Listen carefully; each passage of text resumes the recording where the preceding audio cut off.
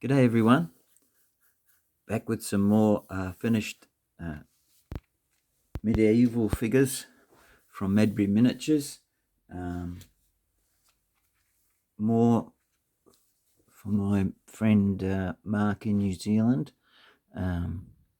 for his Scottish warband that he's using for Saga Age of Chivalry, but you could use these in any sort of medieval rule set. Now, I have painted a bunch of these bowmen or archers before, Scottish archers. So we've got 8 more of them, and I kind of mixed up the tones, the palette. They've got kind of a dull orangey colour, a couple of different dull grey and greyish bluish colours, some browns, and some dull sort of yellows. In addition, you'll also see I have a drummer and the knight with the axe, not the axe, the hammer. I was thinking, looking at the pointy bit and thinking axe. No, a bit like a pickaxe, but no, a hammer with a spiked bit. That chappie is wearing on his shield the coat of arms of Sir Malcolm Drummond, about the time of the Battle of Otterburn. So once again, I had a look at the banners on the Flags of War website and freehanded something from the banners for Sir Malcolm Drummond onto the shield. Now I haven't put it on his surcoat. I wasn't game enough for that, but and it takes a while.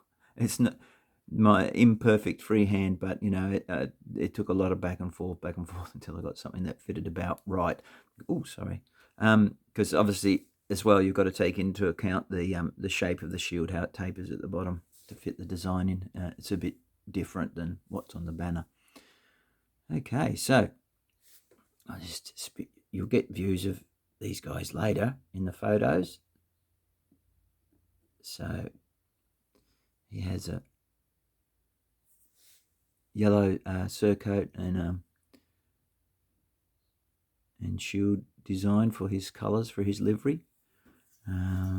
Once again, splendid miniatures, really nice to work with.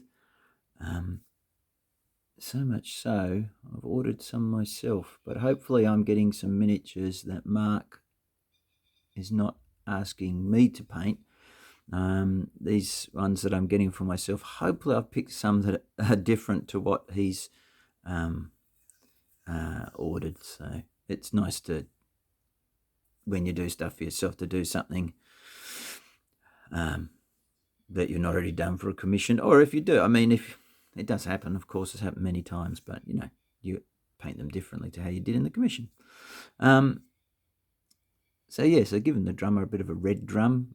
He's got some of the livery that gives him kind of some of the livery colours that are in Sir Malcolm Drummond's livery. He's got a red drum and he's got the yellow kind of cowl or hood.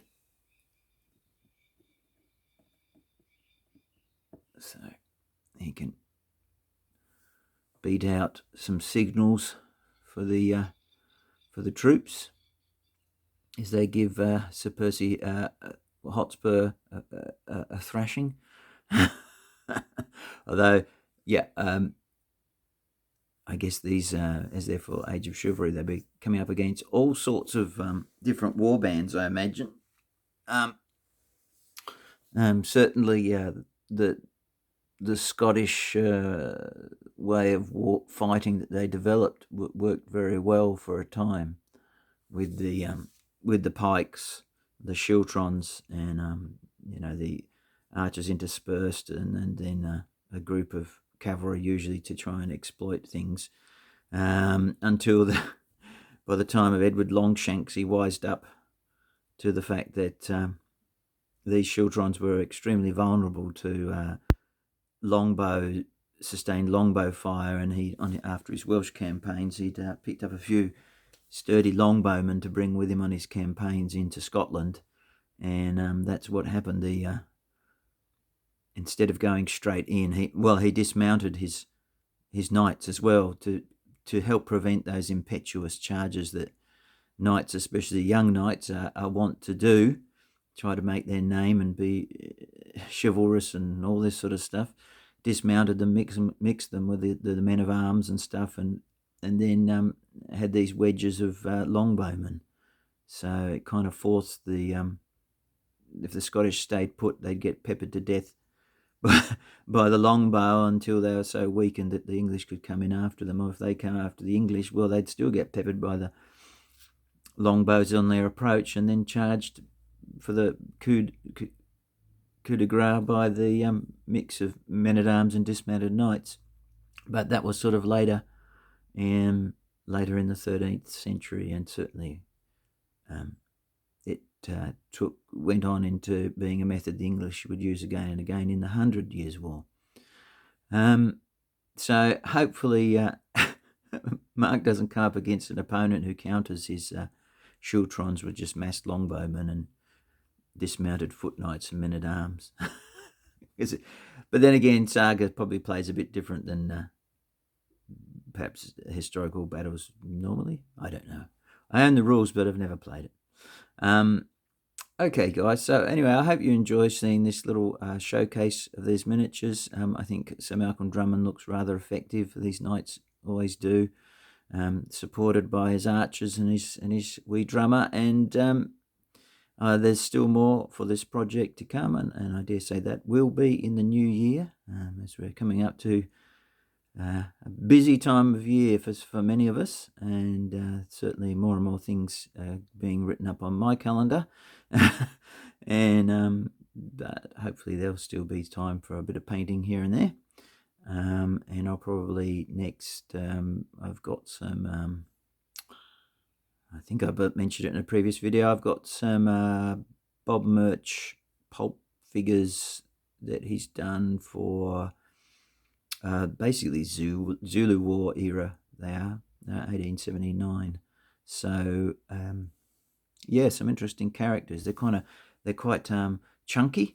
Which is kind of more that sort of robust style that you get with the pulp figures range. So probably a bit more heft to them than say the Paul Hicks, say Empress Miniatures Zulu War range. So not that I've got any to put side by side, but I have painted a number of those as well. I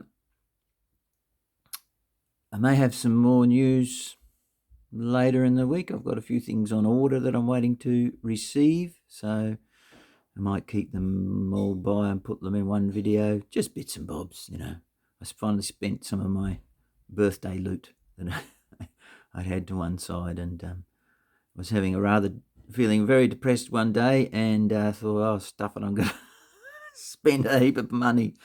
And it didn't really fix anything, but just took my mind off things temporarily. But anyway, thanks for watching the video. I hope you enjoy the pictures that come afterwards, and I'll catch you in the next one. All the best, and bye for now.